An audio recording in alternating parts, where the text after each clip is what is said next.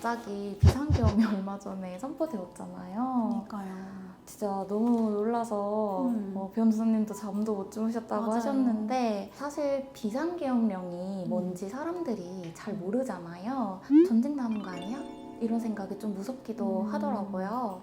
오늘은 계엄령에 대해서 다른 사람들도 궁금할 것 같아서 한번 얘기를 해보려고 합니다. 네.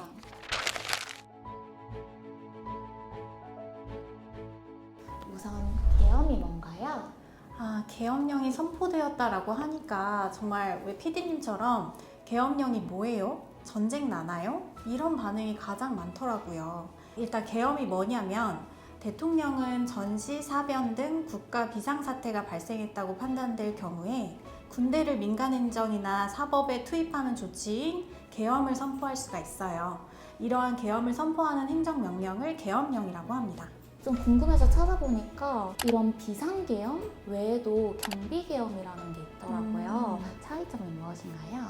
비상계엄은 전쟁, 내란 혹은 이와 비슷한 국가 전복의 위기 상황에서 선포되는데요. 군대가 행정과 사법권을 완전히 장악합니다. 즉 비상계엄령이 선포되면 계엄사령관은 해당 지역의 모든 행정 권한 및 사법 권한을 가지게 되는 거죠. 일단은 영장 없이 체포가 가능하고요. 언론, 출판, 집회 자유도 제한됩니다.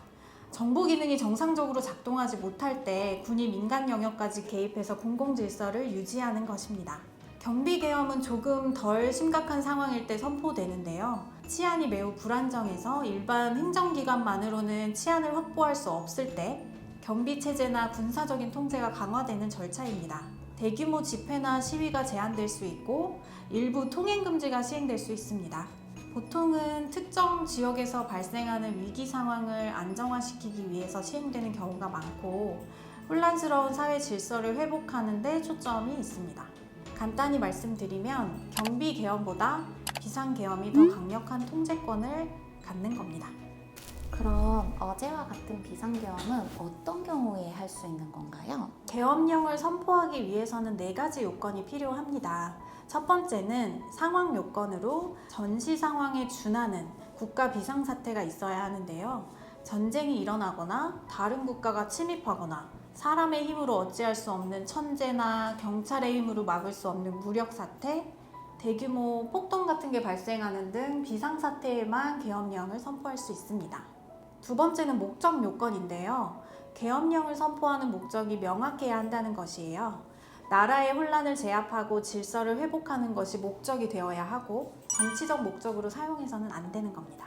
세 번째는 필요 요건인데 경찰에서 자체적으로 해결이 불가능한 경우에만 군대를 개입해야 한다는 거예요. 즉 계엄령은 최후의 수단이고 굉장히 엄중한 절차임을 알 수 있는데요.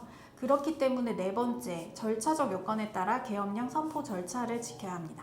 계엄령이 선포되는 절차적 요건으로는 먼저 계엄이 선포되어야 할 필요가 있다고 판단될 때 국방부 장관이나 행정안전부 장관이 국무총리를 통해서 대통령에게 선포를 건의할 수 있습니다. 그럼 국무회의에서 계엄 선포에 대한 심의를 진행하게 되는데요. 계엄령 발동에 필요한 조건이 충족되는지 합리성과 필요성에 대해 검토를 하게 됩니다. 계엄령을 선포할 필요성이 있다고 판단되면 대통령은 그 이유와 시행 일지 등을 명시를 해서 공고를 하게 되는데요. 그리고 이 사실을 지체 없이 국회에도 통보를 해야 합니다. 여기서 이제 말한 국무회의는 어떤 건가요? 대통령과 국무총리, 국무위원들로 구성되고 의결기관이긴 해요. 헌법 개정, 예산안 같은 재정에 관한 중요한 사항, 정당 해산 등과 같이 중요한 정책들은 반드시 국무회의 심의를 거쳐야 하는데 그중 긴급명령이나 계엄의 해제도 포함이 됩니다. 그러면 이 부분이 이제 제일 다들 궁금해하실 것 같은데 계엄이 선포되면 어떤 일이 발생하나요? 이미 이번 비상계엄령은 해제가 됐지만 만약 계엄령이 이어진다면 실제로 우리 일상에 많은 변화들이 생기게 될 거예요. 먼저 계엄 지역에서는 계엄사령관이 모든 행정과 사법 업무를 책임지게 됩니다. 이는 곧 군대가 모든 것을 관리하게 된다는 의미이고 국민의 기본권이 제한될 수 있는 상황이 되는 거죠. 언론, 출판, 방송, 통신 등이 검열될 수 있고 통행 제한, 통금 시간 등의 조치까지 취해질 수 있어요. 예전에 70년대 영화 보면 12시에 사이렌 울리고 경찰서에 잡아가고 그런 거 있죠? 그런 것도 가능할 수 있습니다. 이번 비상계엄령으로 문화, 행사, 공연 등이 줄줄이 취소됐다는 기사도 나오는 거 보셨을 텐데요. 실제로 계엄이 시행됐다면 현재 진행되는 파업도 모두 불가능한 것이 되는 거죠. 그리고 법원에서 발부한 영장 없이도 일반인들 체포, 압수, 수색도 할 수 있습니다. 영장도 없이 체포될 수 있는 상황이 될 수 있는 거죠. 그리고 민간인도 군사재판을 받을 수 있게 됩니다. 그리고 다른 지역으로 이동 못하나요? 이 부분도 궁금하신 부분이 많으실 텐데요. 실제로 특정 지역으로 이동이 제한될 수 있습니다. 이런 경우에는 군사작전이 일어나고 있거나 위험 지역인 경우가 많기 때문에 출입이 제한될 수 있는 겁니다. 이제 교육부에서 휴교령을 검토하기도 했는데 네. 그럼 이제 출근이나 등교도 중단되나요? 꼭 반드시 그런 거는 아니에요. 해야 할 수도 아닐 수도 있습니다. 출근은 소속 기관의 지침에 따라 달라질 수 있고 휴교는 계엄사령관의 지휘에 따라 결정되는데요. 과거에는 비상계엄으로 인해 휴교령이 내려진 적도 있었습니다.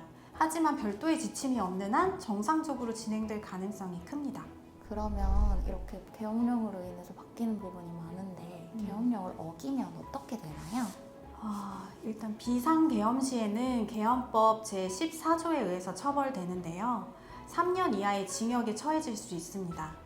사실 처벌도 처벌인데 평소에 당연하게 누리던 집회, 언론의 자유 등 쉽게 말해서 모여서 자신의 의견을 말하고 자유롭게 이동하는 것을 제한당하고 만약 어겼다고 하면 영장 없이 체포될 수 있다는 것만으로도 정말 무서운 거죠. 그리고 비상계엄을 선포하자마자 막 국회의원들이 국회로 달려가더라고요. 맞아요. 그런 거는 왜 그러는 거예요? 계엄령이 정당한 것인지 아닌지에 대한 긴급 본회의를 열기 위해서 국회로 간 거라고 보시면 됩니다. 대통령이 비상계엄을 선포했을 때 국회는 본회의를 열어서 재적의원 과반의 찬성으로 계엄의 해제를 요구할 수 있습니다. 그러면 대통령은 국무회의를 거쳐 지체 없이 계엄을 해제하여야 합니다. 즉 재적의원 과반의 찬성이려면 국회의원이 300명이니까 과반인 150명이 회의에 참석해서 찬성을 해야 하는 거죠.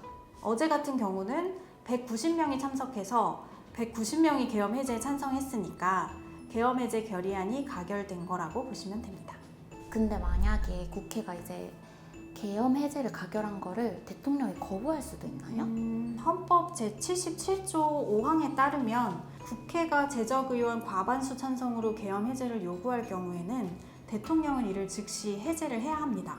이건 할 수 있다가 아니라 하여야 하는 의무에 해당됩니다. 즉 거부할 수 없다고 보시면 될 것 같습니다. 군인들이 국회로 진입을 했잖아요. 그건 왜 진입한 건가요? 국회의원들을 체포하려고 한 건가요? 사실 국회의원들에게는 불체포 특권이 존재합니다. 현행범인 경우를 제외하고는 회기 중 국회의 동의 없이 체포나 구금할 수는 없어요. 그럼 체포도 못하는데 군인들이 왜 국회로 진입한 건가요? 현행범인 경우에는 체포가 가능하긴 한데 그래서 이 부분의 위법성에 대해서는 지금 논란이 많은 것으로 알고 있습니다. 그러면 이제 이게 위법한 계엄이라면 대통령도 처벌을 받나요? 국회의원에게 불체포 특권이 있다면 대통령에게는 불소추 특권이 있습니다. 현직 대통령은 재직 중에 형사상 소추를 받지 않는다는 것인데요. 이것은 현행범이라 해도 적용됩니다. 대통령은 국민의 선거를 통해 선출되었기에 형사처벌을 최대한 엄격하게 하고 국정의 혼란을 방지하기 위한 제도라고 보실 수 있습니다. 그렇다고 영원히 소추나 처벌이 불가능한 것은 아니고 퇴임 후에는 가능합니다. 탄핵이나 대통령직을 박탈당한 경우에도 마찬가지입니다. 그리고 불소추 특권에도 예외사항이 있는데 만약 내란죄나 외환죄를 저지른 경우에는 현직 대통령이라고 하더라도 불소추 특권이 적용되지는 않습니다. 내란이란 쉽게 말해 쿠데타 같은 거 생각하시면 될 것 같습니다. 오늘은 비상계엄령에 대해 알아보았는데요. 군사 독재 시절 이후 처음으로 겪는 비상계엄이다 보니까 혼란스러운 부분이 많았던 것 같습니다. 계엄령이 선포된다는 것은 국가에 비상사태가 발생했다는 의미니까 다시 또 이런 일이 발생하지 않았으면 좋겠습니다. 그럼 저희는 다음에 또 유익한 주제로 돌아오겠습니다.